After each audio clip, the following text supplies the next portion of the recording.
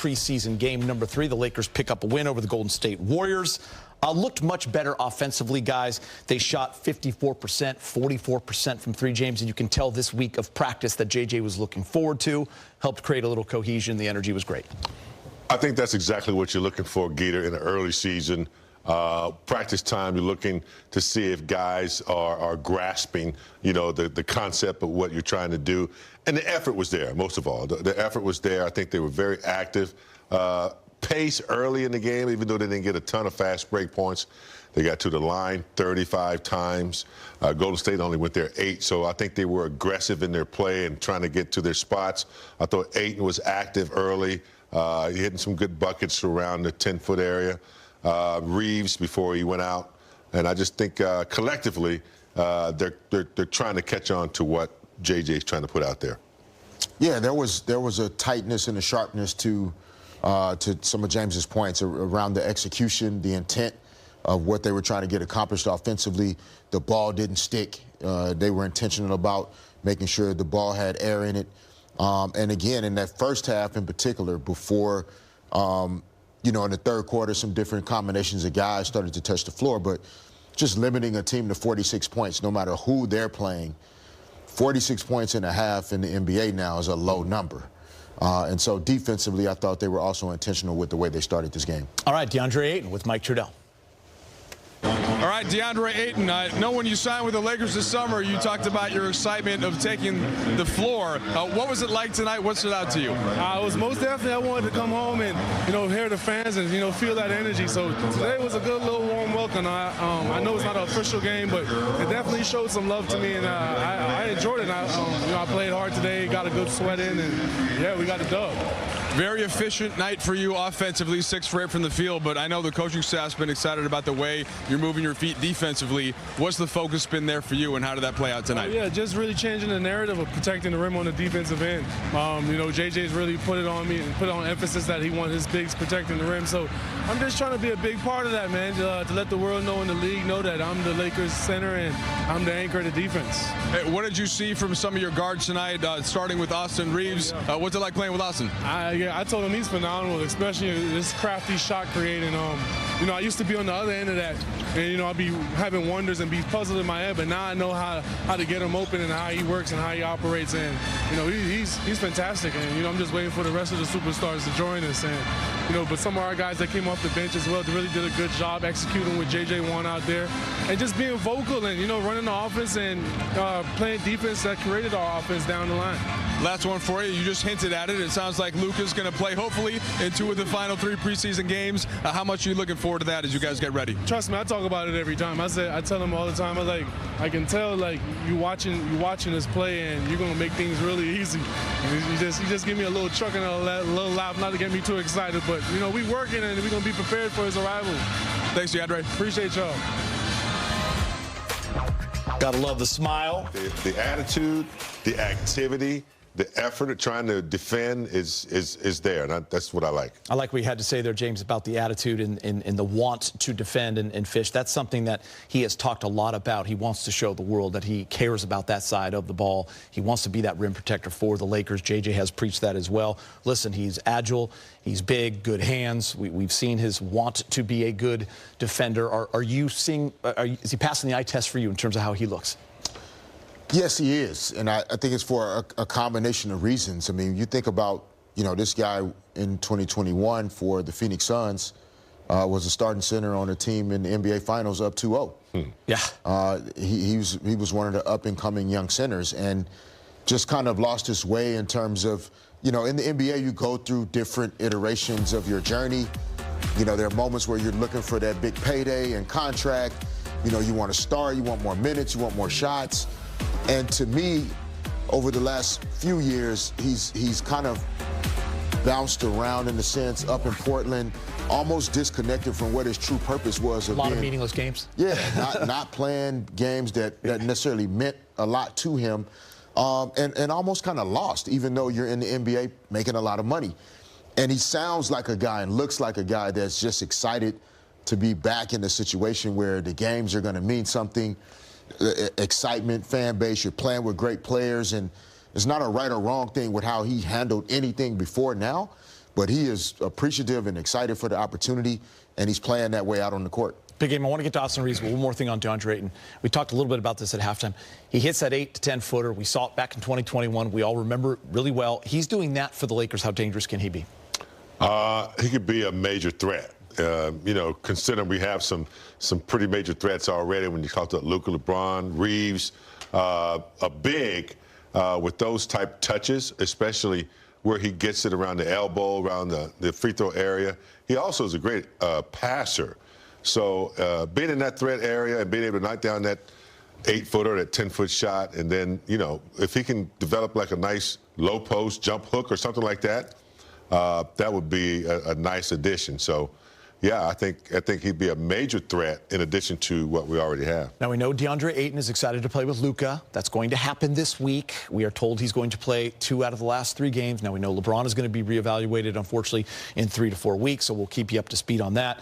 Fish, let's go to Austin Reeves. I'll give you his line, but then I want to talk about the knee scare first. The 21 points in 22 minutes, the efficiency was there, 7 of 10, 2 for 4 from 3, but there was that scare that kind of, at least in the conference room, took a little wind out of the air there. Yeah, no, it scared us because we probably all been there. You know, he's an even more efficient version of himself than we've seen over the last couple seasons. And, you know, having a training camp with Luka and I think just feeling more comfortable with where he fits in next to Luka, with LeBron, et cetera, as he rejoins, you know, Austin just seems like he's in a good place. And he's going to be in key. In the Western Conference, you can't afford to get off to a slow start, even though LeBron won't maybe be there the first week or so. And so Austin's play at this level is going to be key to getting off to a solid start. Yeah, JJ told us, you know, earlier this week that in practice, and you can see because they're relying on him heavily here, especially with no LeBron and Luka Doncic so far in the preseason games. But in practice, James, you know, they chart everything and stat everything. He's got the highest usage on the team right now. I'm not surprised because he's not a one-dimensional ball player. He's everything that you need on the basketball court he has in his toolbox. He's very usable in a lot of different departments. He can do a lot of things. So I think his efficiency probably the highest on the team when you think of, you know, outside of maybe when Luka gets going. But Reeves, you know, he doesn't spend a lot of time wasting time on the court. Do you want to jump in there? No, I agree. I just think that, you know, Austin is, he almost, like he plays like an all-star. Yeah. In the Western Conference, he may never be an all-star. That's just the way it is with all those great That's just the reality of it. And so it's almost like we expect him to give us 20-plus points, 7 assists, 2 steals, like all of these things. Yeah. I'm really just excited for him to have like a full season of playing at that level, and the Lakers making a deep run in the postseason. Yeah, in the beginning of the game, big games like 5th year for Austin Reeves, right? We always have to kind of check ourselves because every single year, by the way, his scoring average has gone up. Yeah. JJ, was that a little closer to kind of where you want to be and what you're looking at, and how does that, you know, hit you after a week of practice? And what did you see, I guess, on the floor based on what you've been working on? Biggest thing offensively, I thought we did a great job of just getting to the next action. We shared the basketball. There wasn't a player that really dominated in terms of assists or time on the ball. We ended up with 28 assists. That was good. Didn't love how we took care of the basketball. And look, some of that is, you know, some of the lineups. When AR's not on the floor, you don't have the luxury of putting Luka and LeBron on the floor. So that's a work in progress. Our hand activity in the first half was awesome. Still don't love our general transition defense, and that's just not after a turnover or a missed shot. We still just are lacking a little bit of urgency to get back after makes and get matched up and talk, and something that we'll continue to clean up. Austin had that brief little kind of tweak, it looked like, with Pajemski. Did you get anything on that? Is he all right? Yeah, he got kneed in the posterior, anterior calf. I don't know. I think he just got a knee to his lower leg muscle. I think he's fine. staying on Austin, you've spoken to us during preseason about how he's been one of your leaders in terms of production load. That I don't know how you guys term it, but in terms of what he's doing day to day in practice, you said his body's looked improved from the offseason. Have you seen different wrinkles to his game than the guy you were coaching last season? A little bit so far in the games. I think a lot in practice. Yesterday, for example, in the scrimmage, he did some things just off the bounce, and maybe that was just our poor defense, but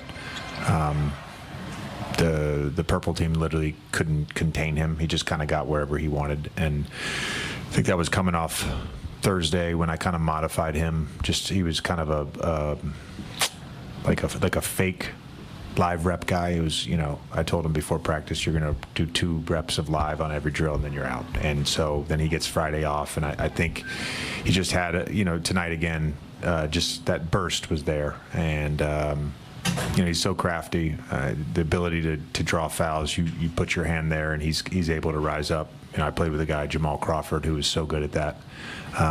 So it's just, picking up little tricks here and there to get to the free throw line. He's always been good at that, but you see that continue to develop. JJ, you previously mentioned trying to get DeAndre more involved offensively tonight. 14 points, also 5 assists. What did you see from him with his chemistry with Austin, Gabe, and just also guys finding him on like weak side drives? Yeah, he was really good in the pocket tonight, and I think that's similar to some other bigs. Like him in the pocket is a really good thing, and we got to find him. I think there's opportunities. There were opportunities tonight where we didn't find him. Sometimes on the roll, sometimes on the pocket. But he was great. I thought too, just his poise and his patience as like a hub. Whether it was playing out of horns or whether it was playing that second side, we just got some really good stuff when he got the ball at the elbow. JJ, Dalton had talked about his struggles in the summer league. What did you see tonight that you liked about what he did? I thought he let the game come to him offensively. Did some nice things in transition. Got to the free throw line. Again, his sort of ceiling is going to be based on his improvement this season as a defender. He's a big time threat and a big time player. And he's made improvements, but that's ultimately going to be what the ceiling is for him. He's had offensively the best of any person on our team in camp. We've tracked everything. He's first 3-day segment, he shot 16 of 27 from the field and 12 of 20 from 3. And the second 3-day segment, he shot 16 of 27 from the field and 12 of 20 from 3. I mean, he's literally the leading scorer in live play by like 42 points. So he earned the opportunity tonight to give a look with him in the starting lineup. And we'll just our conversations all summer, all preseason. This is a year of player, development for him, of growth, and what that looks like. It's got to be incremental. He's bought into that, which is great. Hey JJ, you talked about Ayton as a hub. You got a few games now of the Austin Ayton kind of pick and roll. What have you seen from them two just working together as a pick and roll tandem? Yeah, I think DA is really good in terms of reading what the ball handler's defender is doing, what the call is, if it's a strong, weak, or ice. He just, his ability to flip screens, and I think force those overs. And then again, just, him in the pocket has been really good. But he's made a concerted effort to get Austin open, like create advantages for Austin using his screening, which I think is only going to benefit everyone down the line. Thanks, Coach. Thanks. Austin Reeves with Mike Trudell in the locker room. Austin, first of all, JJ said he thought you were fine. Just took that kind of knee from pods. Is that you're fine? Yeah, I'm good. I'm good. Just making sure. We were just talking to DeAndre, and he spoke a lot about you and kind of what he's learning about your game. What have you seen from him, not just in the games, but in practice thus far? And what is that? What level of excitement does that give you for the season? Yeah, just how much skill he has. You know, people forget about when he was in Phoenix and how dominant he was there, and how he, you know, was one of the biggest reasons that team made it to the finals that year. You know, talent's high. You know, can play in the pick and roll, can protect the rim. So, you know, we need that. We need him to, you know, flourish in that role. He was talking about this kind of learning how to do the screen roll work with you specifically, and how he likes your your ability to get by your guy. So sometimes he doesn't want to come and get in your way. Other times, but he has to be aware for when you call him over. What have you seen from that, and kind of how do you decide when you've got the advantage versus when you want to come bring him in the action? Yeah, I think that, you know, those things just grow throughout reps, and that's, you know, kind of what we're trying to do in preseason.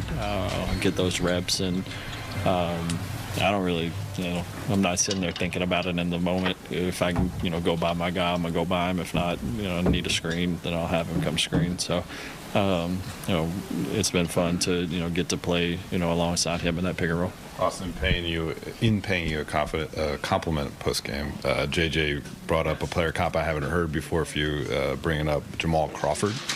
Are there any similarities to I like that one. Jamal Crawford was cold. Jamal Crawford was cold. I don't know.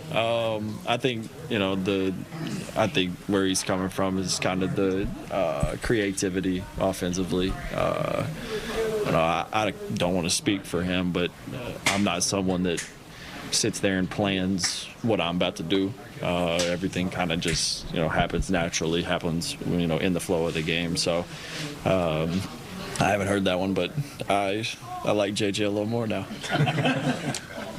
What was it like to walk into a new locker room like this for the first time as a Laker?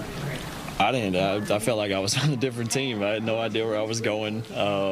I forgot about it. They told us that, you know, changes were being made. But when I walked in, I was like, what the heck's going on? And then I came back, you know, about 4 minutes on the, you know, clock right before the game, and I literally ran the wrong direction and couldn't find the locker room. So it'll take some time to get used to, but it's really nice. DeAndre said just now that, you know, he's got a big personality, and I think that was his phrasing. But that, you know, there have been guys in the team that have embraced it and tried to work with him on things. And I'm just curious, how do you think he's fit in so far into this group? And obviously, he's such a talented player. What can he do for you guys? Yeah, I mean, he's going to have a lot of responsibility this year for, you know, things that we want to do. If we want to be, you know, as good as we think we could be, we need him to be, you know, at his best, you know, self, and whatever that looks like. You know, we all got personalities in here, and, you know, we just got to continue to, you know, gel those, you know, learn things about one another, you know, connect off the court, and just have genuine relationships. Because once you have that, and you look around the locker room, and you know, like, that guy will go to war with me, that guy will go to war with me. So if you get that feeling, then, you know, every time you step on the court, you know, it's not about me, it's about us and how we can, you know, get a win that night. He's going to have to be monitored as well.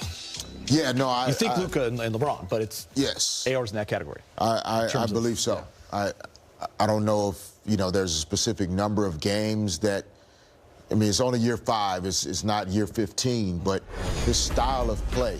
And I think Austin has crossed into that territory where the value he adds to the team is so high that you can't run the risk of him being out of gas by the time you get to April and May. And so, again, I don't know if that's a minutes thing or more so a total games, but there just needs to be nights where Austin is just off. And it sounds like they're doing it in practice. And I wouldn't be surprised if they do it in the season as well. And especially, James, the word value that Fish used, it's so important with Austin Reeves, especially when you think of LeBron maybe missing the first couple of weeks of the season. I mean, Austin slides into that number 2 role, 1A, 1B with Luka Doncic. Well, I mean, you got your mega stars, obviously. You got LeBron, you know, you got Luka. I would say that Austin is just as valuable as those two guys, especially if one of those guys is missing. We saw what it was like when a lot of people were missing, and then Reeves went out. He's like a hamster. He's going to run. He's not going to slow down. He's going to keep on running. That's just his mentality. So I agree with Fish. It will be up to the coaching staff because you can't afford to have him out. You can't have him injured for a week or two. You know Luka and LeBron are valuable, but he's just as valuable a player. And one of the underrated changes over the offseason was in the medical space, I think, and with the team. I think there were some changes on the medical and performance side of things. And so it'll just be interesting to see how they collaborate around managing the guys and keeping them healthy. Hey, Dalton. Got to the free throw line 8 times tonight. You know, just kind of what were you seeing out there in terms of, you know, being able to get contact and get to the line out there? Just going into the paint and trying to draw contact, and then, you know, just trying to play through and trying to make the layups and stuff. But, you know, I got the foul and then just trying to knock the free throws. Hey, Dalton, you got to kind of play off Austin and Ayton today off the pick and roll. Have you been told kind of like what your role would be on the team and on the offensive end? Similar to Elijah, you know, just going out there, just be confident, knock down shots, and, you know, just get ready, team defense, rebound. And I think it's pretty simple. All of us kind of have that same. Hey, Dalton, JJ said you had the best training camp of all the guys, and he said you scored by a wide margin of 42 points. How has that helped you in these games and your confidence? Say just going against my guy Vando and then Marcus Smart, you know, going against those two guys when they're guarding me, you know, if I can score on them, I can pretty much score on everybody. So shout out to them for, you know, guarding me, and then obviously my guys are just looking for me and giving me the ball. Dalton, your position right now, it's a dream for every kid who's ever held the ball. Who do you look up to growing up? I looked up to my parents, my dad especially, and then also I looked up to KD. Those two are the two people I just looked up to my whole entire life. So, you know, it's always good to have my dad in the corner because, you know, I could just go to him all the time. You mentioned the battles in camp. Who's been the toughest defender for you in camp so far? My guy Vando, for sure. Me and him worked a little bit throughout the summer, and then, you know, it's just good always going to compete against him, playing ones, and then you get to go against fives and stuff like that. Thank you. Yeah, JJ mentioned, you know, Dalton earning more minutes and that start tonight, especially with a couple of guys out, and said, listen, he's offensively scored 45 points more than anybody so far in training camp, but his ceiling depends on how he's going to develop as a defender, James. You know, we were watching the game, just where is he going to fit in this rotation, because the ability is there, offensively for sure. Well, there's no question. There are a lot of players that have offensive abilities, but don't quite get the minutes because of the misunderstanding of the defensive concept. That's one area where I think, you know, if he really focuses in on it, maybe gets with an assistant coach to help him with some of the principles each game, that might help keep him on the floor more. I think the other point there with what you're saying, James, as well, is from a personnel perspective, like the coaching in this league is so good, they can find advantages and matchups so fast. And if you can't cover, you know, certain guys on a team, they just make it hard for you to be in the game. And so all of a sudden, opening night, like Steve Kerr's ability to put Dalton Connect in a situation where he's now covering Steph Curry, or the next possession he's on Jimmy Butler, like it happens quick, and before you know it, you're just in a tough spot. And so understanding the defensive concepts and principles within the team structure, but then also being able to defend multiple positions so they can't find you so fast as a weaker link. Yeah, 3 more games here for Dalton Connect to earn those minutes, and good news from JJ. Hey, Rui. You know, DeAndre was really active tonight, you know, especially, you know, off ball, and then he had the 5 assists. Just what have you seen from him early on? You know, what's it like being able to play with a center that can do what he does? You know, I think with him, I know it's been like that with the Luka and LeBron, but he get a lot of attention too in the offense side. So for him to be in the floor, it's good for us, just especially like me, you know, Vando, Jake, all those guys, you know, we can get those easy looks. Even today, too, I got a couple assists from him. I think those are things that he can do it too on the court. So yeah, I think for him to kind of still have to adjust a little bit with our system, but I think today was the good day for him to kind of, for us to, all of us to see what we can do. Hey, Rui, obviously a lot of players are still out right now, but without LeBron, how's your kind of role change on the offensive end? You got to play off of Austin and Ayton today on their pick and rolls, but how do you feel like your offensive kind of role changes with LeBron out? Yeah, I mean, I just got to be more aggressive, and you know, with him out, him being out, I can attack to the rim more, you know, because he likes to post up more. So when that happens, I have to be more spaced out. So those are the kind of stuff I can do more when he's out. So yeah, it's just a little bit of difference, but not much. You know, I just got to do the same thing what I'm supposed to do. James, you know, when it comes to Rui, we talk a lot about just that impact that he, you know, has to have for this team, not just as a scorer, but as a rebounder, defender, and a guy who's got a big body, and a guy that, you know, JJ always talks about can kind of do everything, Swiss Army knife type guy. He's a unique basketball player. He has the size, the strength, the versatility. It's just a matter of, you know, how they're going to utilize him against what kind of, you know, matchups they're going to put him up against if it's to his advantage. So yeah, Rui he's a versatile player, and each year we look for him to really enhance more. And I think this is the year he's really got to be a little bit more consistent, especially on nights where they're not really calling his plays or they're not going to him, which is going to be a lot of nights. He'll have to find ways to be effective by rebounding. We know he can score. And defensively, you know, last year they asked him to defend, you know, some centers even. He has the strength to do that, but I think that's going to be where they're really going to need him to perform.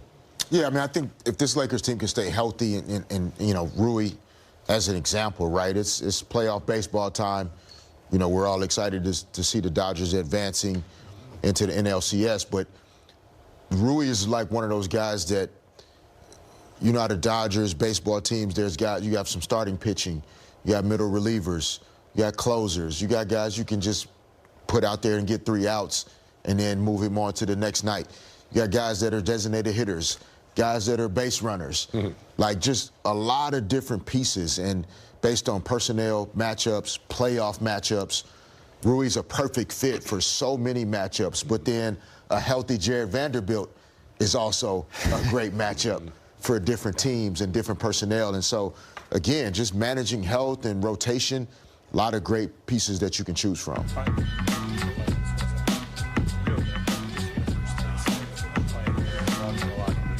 For you to put on the Lakers and play in Los Angeles? Definitely something I can't really put words to. I was saying to Rui on the bench, like, never in my life I thought I was going to be a Laker.